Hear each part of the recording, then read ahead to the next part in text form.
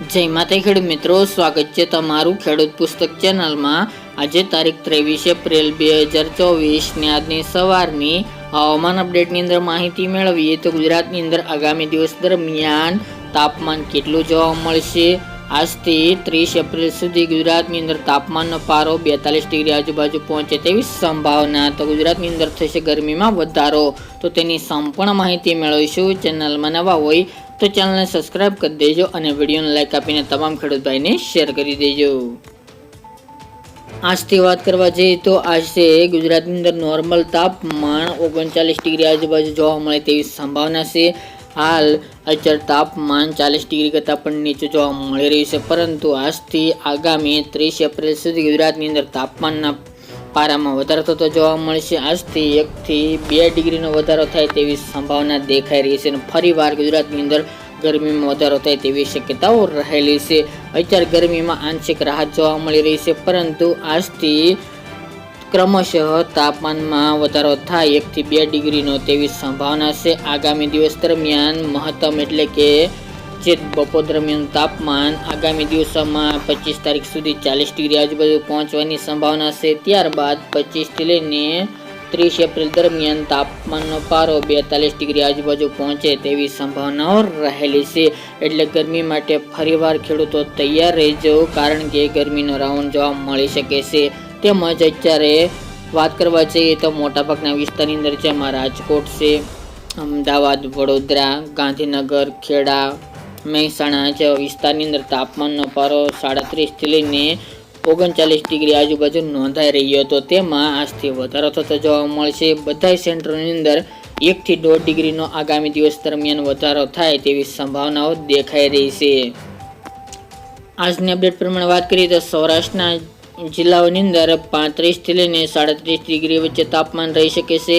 કચ્છમાં પણ 32 થી લઈને 36 ડિગ્રી આજુબાજુ તાપમાન જોવા મળશે। અમદાવાદ, વડોદરા જેવા વિસ્તારની અંદર 39 ડિગ્રી આજુબાજુ, દક્ષિણ ગુજરાતની અંદર સુરત, વલસાડ, નવસારી જેવા વિસ્તારની અંદર 35-36 ડિગ્રી, ઉત્તરની અંદર પણ 38, 37 અને 39 ડિગ્રી આજુબાજુ, અરવલ્લી, મોડાસા, માંડલી જેવા વિસ્તારની અંદર તાપમાન જોવા મળે તેવી શક્યતાઓ રહેલી છે। આપણે જણાવ્યા મુજબ કે આગામી દિવસ દરમિયાન તાપમાનમાં વધારો થતો જોવા મળશે।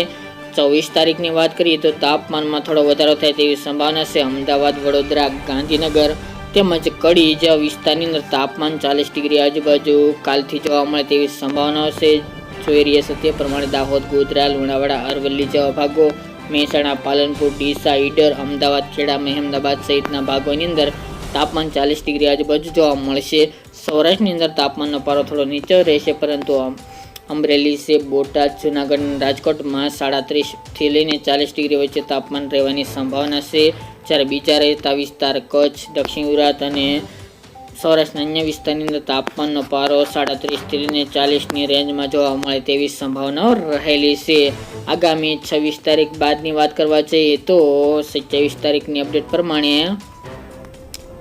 જેમની અંદર પણ આગામી અઠવાડિયા દરમિયાન તાપમાનનો પારો આપણે જણાવ્યા મુજબ કે 40 થી લઈને 42ની રેન્જમાં તાપમાન જોવા મળે તેવી શક્યતાઓ રહેલી છે। બાકી 42 ડિગ્રી ઉપર તાપમાન એકાદ બે વિસ્તારની અંદર જોવા મળે તેવું અનુમાન છે। બાકી કોઈ પણ ફેરફાર તાપમાનમાં થાય તેવા સંજોગો જણાઈ રહ્યા નથી। તો ક્રમશઃ આગામી દિવસ દરમિયાન તાપમાનનો પારો વધી રહેશે, તેમજ 2 ડિગ્રી સુધી તાપમાન વધે તેવી સંભાવના છે। અમદાવાદ, ઉત્તર ગુજરાતની અંદર ડીસા, પાલનપુર, ભટસન, અરવલ્લી જેવા ભાગો, દાહોદ, ગોધરા, વડોદરા જેવા વિસ્તાર, સૌરાષ્ટ્રના અમરેલી, જૂનાગઢ જેવા વિસ્તારની અંદર તાપમાન 41-42 ડિગ્રી જોવા મળશે। જ્યારે અન્ય રહેતા વિસ્તારની અંદર તાપમાન ક્રમશઃ 40 ડિગ્રી આજુબાજુ નોર્મલ કેટેગરીમાં જોવા મળે તેવી સંભાવના રહેલી છે। તો આજથી ગુજરાતની અંદર તાપમાન નોર્મલ ડિગ્રી 40 ડિગ્રી આજુબાજુ રહેવાની સંભાવના છે તેવી શક્યતાઓ રહેલી છે।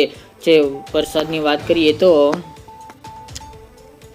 જેમની અંદર આગામી 25 તારીખથી લઈને 30 તારીખ દરમિયાન ગુજરાતના હવામાનમાં ફરીવાર પલટો આવવાનો તો વેસ્ટર્ન ડિસ્ટર્બન્સને કારણે, પરંતુ આ વેસ્ટર્ન ડિસ્ટર્બન્સમાં ફેરફાર જોવા મળી રહ્યા છે। તે ઉત્તર તરફ ગતિ કરવાને કારણે ગુજરાતમાં તેની ખાસી અસર નહીં જોવા મળે, પરંતુ અમુક વિસ્તારની અંદર 25 થી લઈને 30 એટલે કે 28 તારીખ સુધીમાં હળવા વાદળો જોવા મળી શકે છે, જેના કારણે કોઈ એકાદ વિસ્તારની અંદર છાંટછૂટ પડે તેવી શક્યતાઓ રહેલી છે. કોઈ મોટું માવઠું થાય તેવા સંજોગો જણાઈ રહ્યા નથી.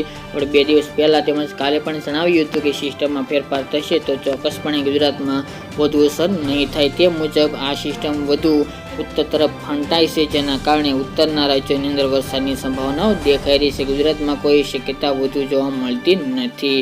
તો મિત્રો, આ અત્યારની વહેલી સવારની અપડેટ. ફરી એક નવા વિડીયો સાથે મળીશું. આજ માટે આટલું જ.